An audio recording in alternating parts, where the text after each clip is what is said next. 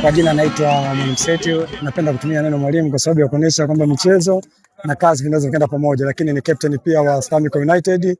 Kwanza kabisa nianza kumshukuru Mungu kwa kumaliza mchezo salama. Licha changamoto za hapa na pale zimejitokeza, lakini namshukuru afya ni nzuri na wote naenda nyumbani salama.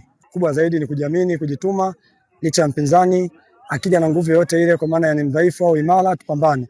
Na tumefanikiwa kushinda kipindi cha kwanza, tukachomolewa na tukatanguliwa.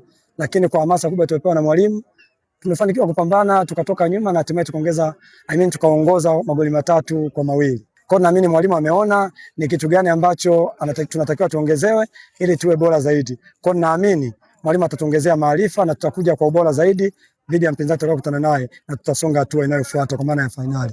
Kwa majina anaitwa James Mkonongo, ni kocha wa Stamico United. Mchezo wa leo ulikuwa ni mchezo mzuri. Kama kocha, mtu mwenye mbinu, vijana wamejitahidi, walikuwa wanapushi, walikuwa wanapumzi. Lakini siku zote tunaamini mkubwa ni mkubwa na ndio maana tumeshinda. Kwa hiyo huu ni mwanzo, lakini hata tunakoelekea mziki ni ule ule. Malengo yangu yalikuwa ni kushinda goli 4, lakini mipango ya Mungu imenipatia goli 3. Kwa hiyo tunashukuru Mungu, pia tumemaliza game salama, tunajipanga kwa game nyingine. Back four yao yote ilikuwa ina udhaifu. Kianzia mabeki wa katikati hata mabeki wa pembeni.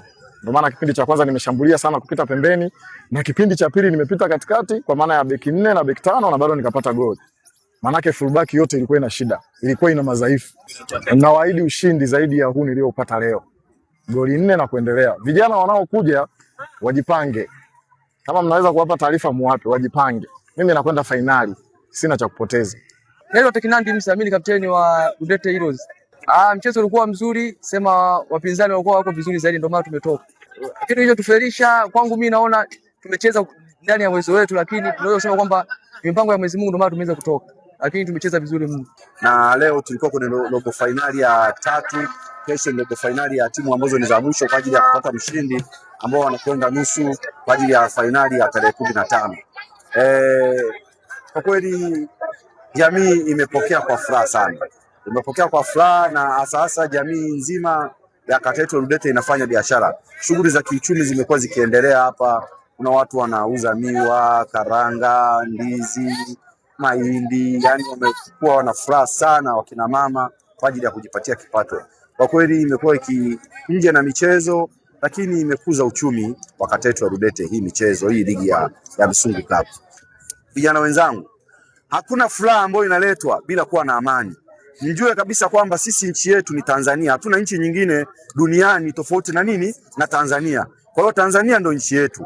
Kwa hiyo tunachotaka sisi, na mimi diwani wenu ninachokipenda ni amani. Sipendi kusikia mavurumai, siku kimetokea hiki, kimetokea hiki. Nataka tuwe na amani, tuendelee kukuza vipaji vyetu na nina fikra zangu na maono yangu, na muomba Mwenyezi Mungu aendelee kunipa uzima. Yako mbali sana. Natamani ipo siku tuwe na uwanja wetu ambao unaitwa Udete Stadium. Hapo ni wa vijana. Kwa hiyo ninaamini kabisa tuendeleeni kuungana kwa pamoja, tushirikianeni kwa pamoja, tudumishe amani. Haya mashindano ni ya bure, diwani wenu nimejitolea, na mwakani ligi inaendelea. Mwakani, na nataka niwaambie, kama mnataka kudhibitisha kwamba hii ligi ni kubwa, njooni siku ya tarehe 15. Sidhani kama kutakuwa kuna watu watatosha hapa. Na kesho naenda mnadani kutafuta ng'ombe kwa ajili ya wananchi, mkiwa mnaangalia mechi mnakula nyama.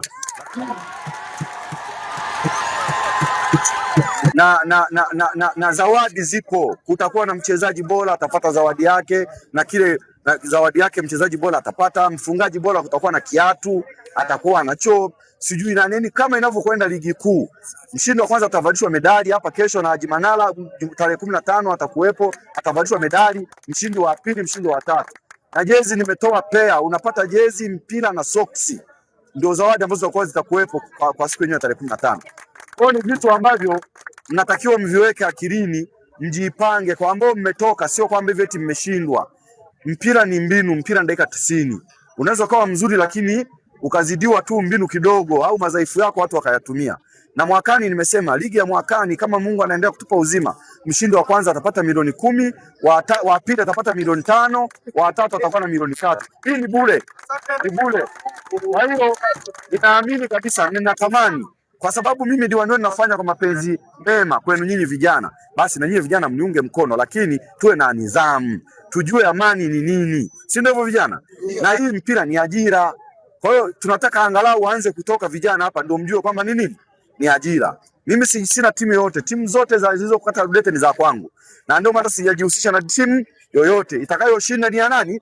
Ya kwangu. Kwa hiyo mtegemee mazuri jamani, na ninafurahi sana, niendelee kuwashukuru sana kwa moyo mlionao, muendelee kuwashukuru kwa utulivu mlionao, na mimi ndio hicho ninachokitaka. Lakini tusisahau vijana, nimesema timu itakayoshinda siku hiyo, tuna tukio jingine la tarehe 26 mwezi huu.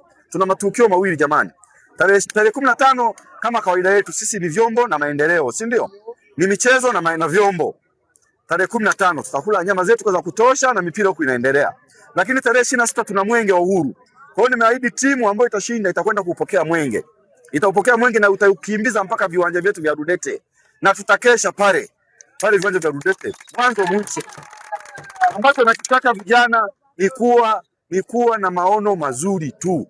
Kama mna program yoyote nyinyi nileteeni kwenye kata ya Rudete kwamba sisi vijana tunataka tufanye hiki, basi mimi nipo tayari kwa kuchote kile kushirikiana na nyinyi. Sawa jamani?